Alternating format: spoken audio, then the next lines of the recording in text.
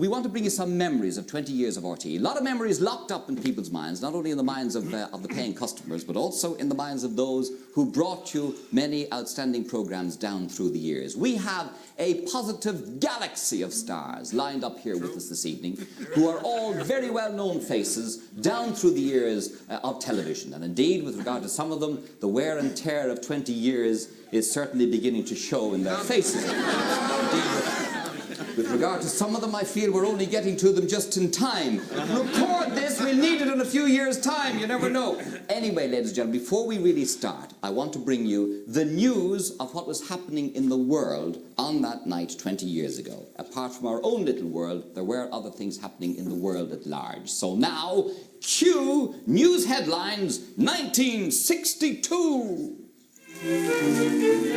Comes in.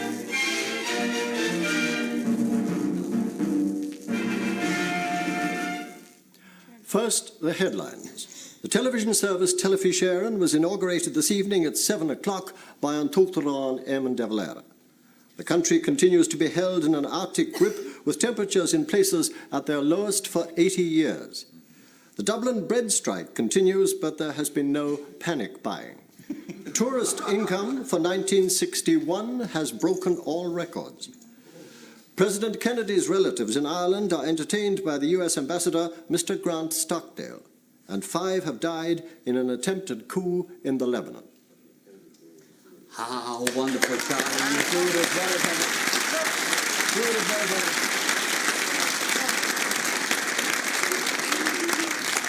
Just listening to it, that must go down in the annals of some of the most boring news we've ever heard, as a matter of fact. There was nothing happening in the world on that night 20 years ago. But, Charles, I have to ask you, first of all, please, would you explain this strange effigy of yourself, which we have over here, and which people keep on saying hello to all night without getting an answer?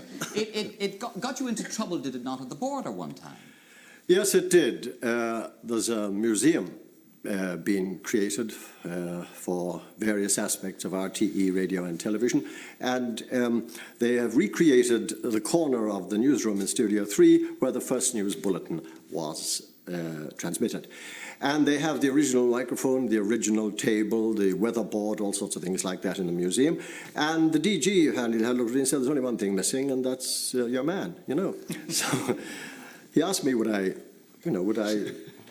do it. So I said, yes, I would. So they made a model of me, in short, with Vaseline and plaster of Paris and all sorts of things like that. And I went down and got a suit and tie and shirt. And then I've forgotten the name of the man now who made it. But anyway, he worked in Gordon Johnson. Thanks. Okay. He works in Enniskillen, and he made the model and took photographs of my eyes and skin colour and things like that. And then he put it in the car in front of him and drove down. And when he got to the border, he was stopped by an English soldier who sort of said, you know, who are you?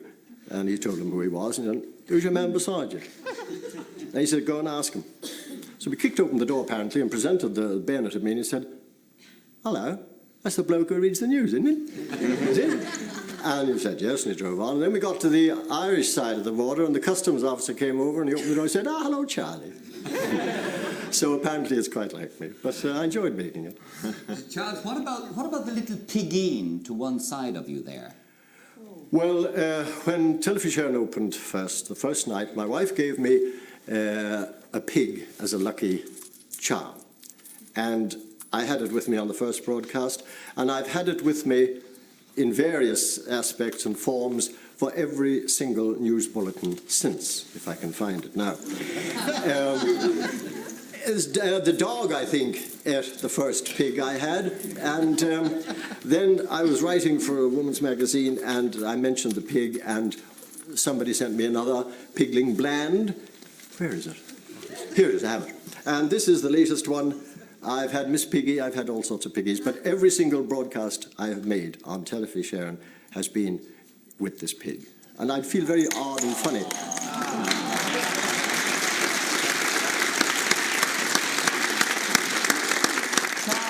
Charles, what would you say, looking back over the 20 years, some of the headlines that you remember and the outstanding memories you have? Well, the funny things and the terrifying things and the tragic things and the comic things.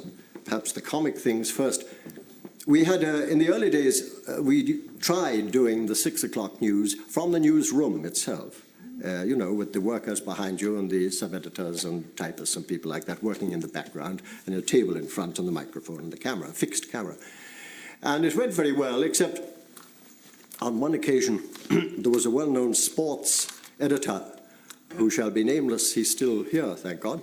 And they all got used to it, you know, didn't pay any attention to it. But he was leaning up against a pillar just quite near the camera in full vision, reading a script of some sort or other, and as he read the script very slowly and with great pleasure, he was scratching his bottom.